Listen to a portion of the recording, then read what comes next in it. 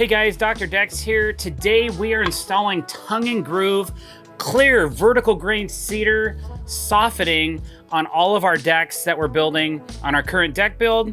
I'm going to show you from start to finish how to do it and how we do it. So if you've never done this before and you're interested in doing it, you can do it on ceilings, you can do it on walls, but don't forget to click that subscribe button first before we get into this video, which we're about to do in 3, 2, 1, let's go. All right, so basically we have the most expensive product known to mankind that we're installing on the bottoms of all of our waterproof decks. This is called clear vertical grain. You can see the vertical grains and they're nice and tight. So it's a little bit older growth cedar. There's no knots in it, which means there's no tree branches that are growing through the tree or on the outside of the tree.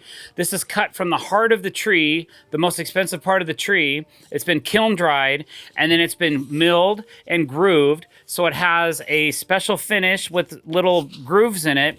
So when you look up at the ceiling, it has a little bit of detail. The other side is rough sawn, so you could actually do a rough look, but I don't know if I would invest this kind of money into something like this for a rough sawn look. It could look cool, it might look cool vertically on a house or horizontally, but we're going for that smooth beauty, and it's a hidden fasten look. So what we do is we shoot a nail through the tongue, but we don't hit this bottom part, and it goes through this board and into our joist, and then we take another piece and we conceal the fastener. So it's a hidden fastened look, except on our ends where we have to use some pin nails, maybe some 18 gauge. That's the concept. And then it's just building it out row by row.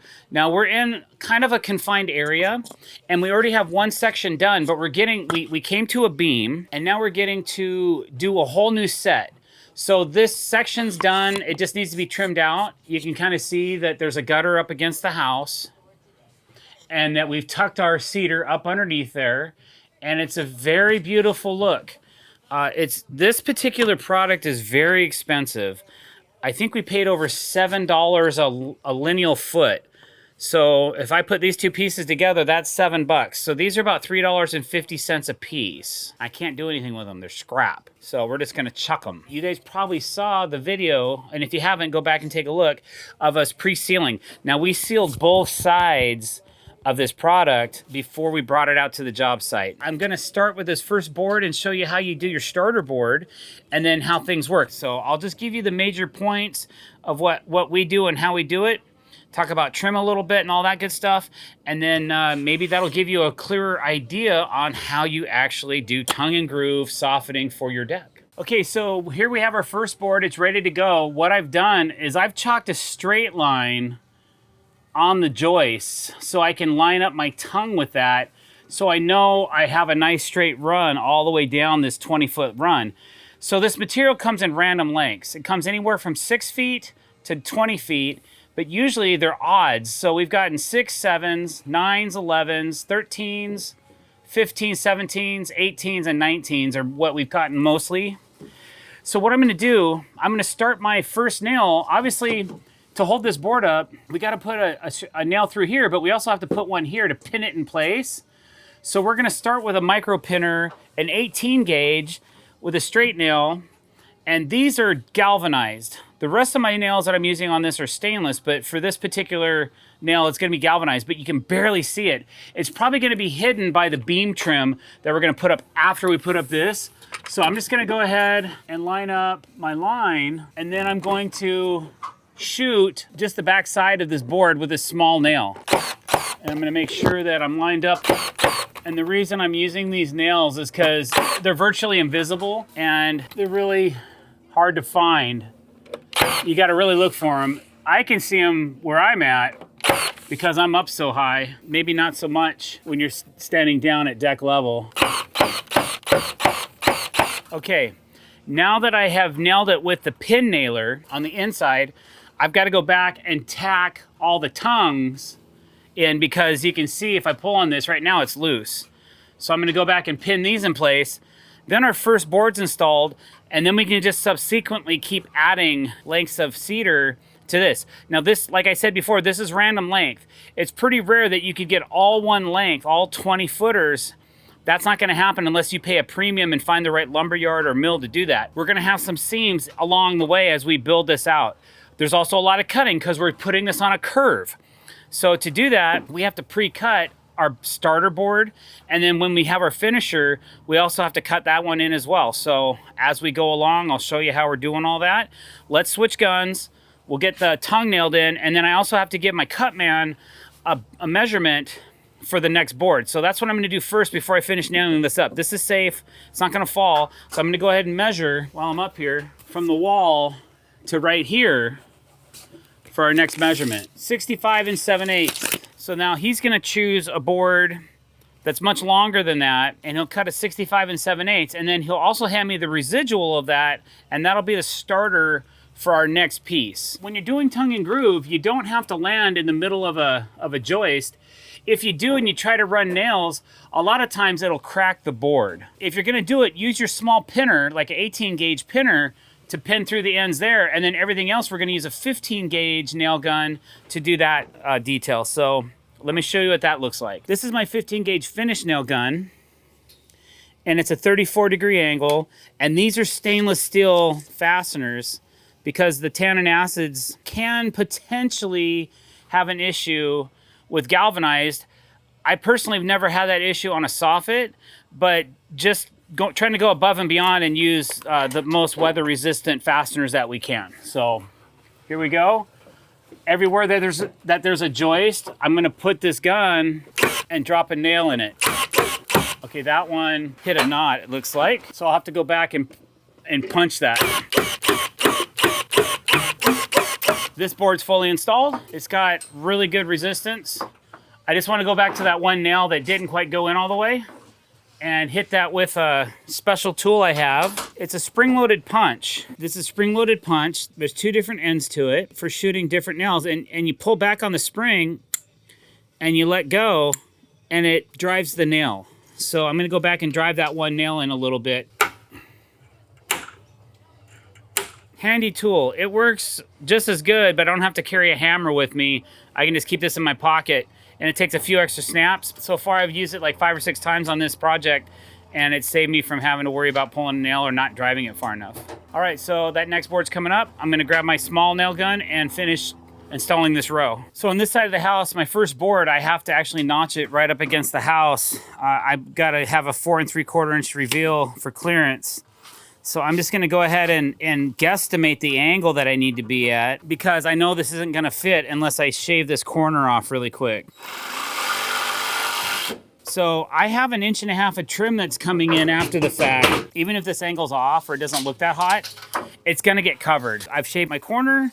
Now all I have to do is put this in and make sure this line is tight. And even if these two boards aren't quite at the same elevation, when I put the next board in, it'll help equal out the seam so it'll look nice. So here we go.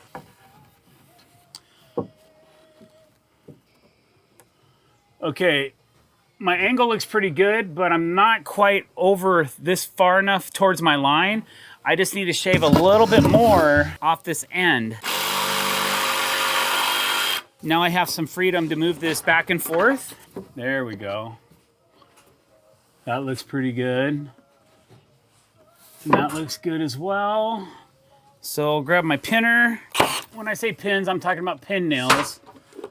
They're just a smaller version of a larger finish nail. Now that that's done, I can go back with my other finish gun, finish putting in the nails through the tongue, and then we'll start building this section out. Right here, we have a little bit of an elevation difference between these two joists. So I might tap down just a little bit on this board to get this lower so that it looks like these two boards are even. Sometimes you just gotta trick the wood. It's a little bit about balance and making sure that it looks good, but also stays functional. So we'll get this one nailed up. Okay, so we have our first row in. Everything's looking good. It is nice and straight. It's beautiful. So I know we only have 5 or 6 boards to install to get to our outside edge. I'm gonna be confident that we're gonna be able to keep this line nice and straight for that short of a distance. So now it's just picking lengths that fit for the next row. This is like random length, staggered. You really don't want to put a bunch of seams right here in the same spot. Don't do that. Just make it irregular, like pick a spot that makes sense to you where you kind of feel the flow. On a couple of these decks, we tried to keep the center of the deck kind of seam free, so when you walk out the door, it looks really pretty. But now we're getting down to, we got to use what we have. So this stuff's too expensive to try to make it perfect, so we have to stagger seams and just make it work. So we have a really long board to here. We'll probably run a long board this way for the next one and have a seam down there, and then we'll just kind of run it back and forth and start fitting things together, and that's what we're gonna do right now. Okay, okay, so here's our next board. We have to fit it to this crazy angle, right? So we're gonna set the board up top, and I'm actually gonna draw this angle on the outside of the deck, take it down, cut it, and then it should basically fit for the inside as well. Since we're not tied to a length, on the other side, we're gonna do the same thing, but then I'm gonna have to transfer that line a ½ inch less for this side so it has the right fit. So we're just gonna set this up here. Okay, and we're gonna go ahead and cut that with a jigsaw.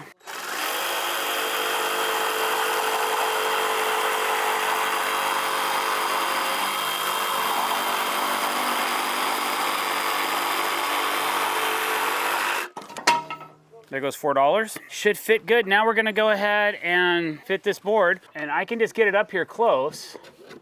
And now this groove has to fit in this tongue. So that's the tricky part. So notice right here, I've got this seam on this board, and I really don't like it. So what I'm gonna do, I'm gonna pull this board down for a sec, and I'm just gonna tap it down just a little bit so that it's fairly flush. Now when we put this board in, it's gonna fit a little bit nicer. Yeah, that looks good. I like it. As you're putting this together with your finish gun, you want to make sure that this stays tight. Now, sometimes your boards are bent or bowed. I'll show you how we deal with that. And then there's some other alternate methods to do that as well, but I'm just going to show you how I'm dealing with it as we go through and we build out this section. This fit is fitting really nice. I'm going to start down here, make sure it's tight, and then as I go this way, just going to try to keep it tight and as snug as I can against this piece here, so the seam looks really nice all the way down. Also, because I'm running a piece of trim for 1.5 inches wide, I can face nail, instead of trying to nail through the tongue, I can face nail the ends, just the ends, not the field. So this particular face finish nail will get covered when we go through and put in our trim. So I'm gonna just shoot up. It's a really good way to keep things in place. Face nail this one, all right. Then the rest of them will get a standard nail on angle. You can see down here, if I don't pay attention, see how this doesn't quite fit right. So you gotta push in on it while you're nailing it.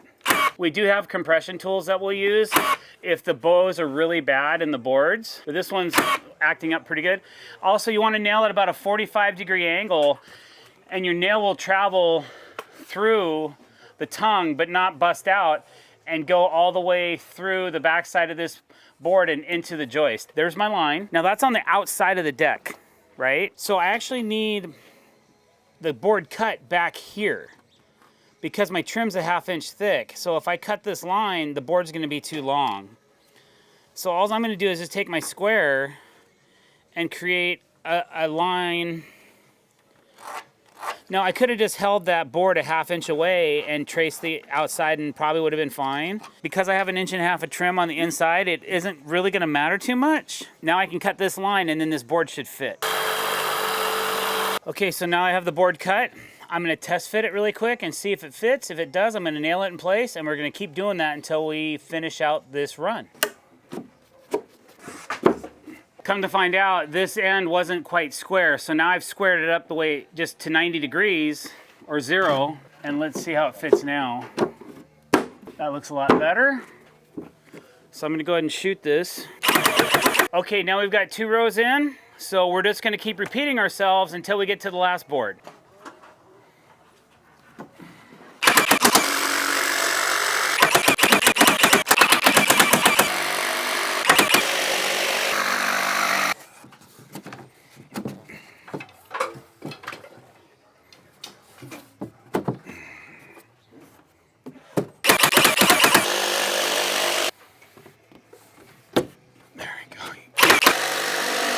All right guys, so I have the last piece in my hand. There's 2 ways to install your final piece depending on what you're looking for finish. I'm gonna try to slip this in without ripping the backside of the groove off.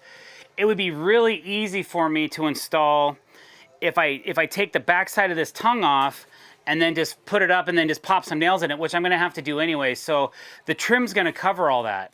But what I'm gonna try to do is I cut a little extra width off of it. Since I have 1.5 inches of trim, only 1/2 inch of this board is actually gonna be seen.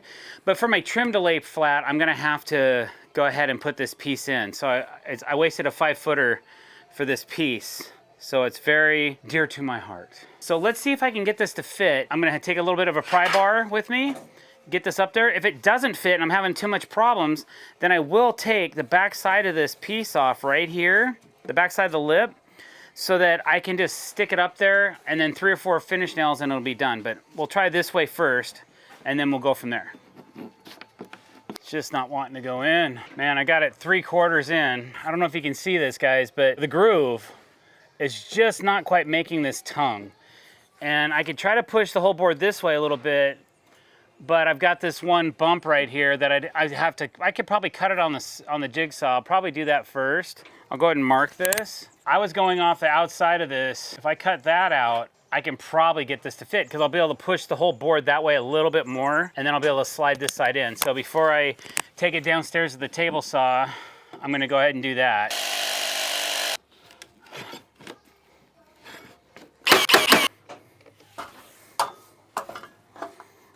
All right, so I got it to fit. So now all I gotta do is pull some tension on it, put a couple finish nails in it, and that'll be it. So I hope you guys learned a little something from this video about how to hang tongue and groove soffiting on your deck or possibly on your home or somewhere that needs it. If you did, or you like this video, please don't forget to hit that subscribe button and hit the bell icon while you're at it to be notified when we're putting out new content. Thanks for watching this video, guys. We really appreciate it. Thanks for coming to our channel.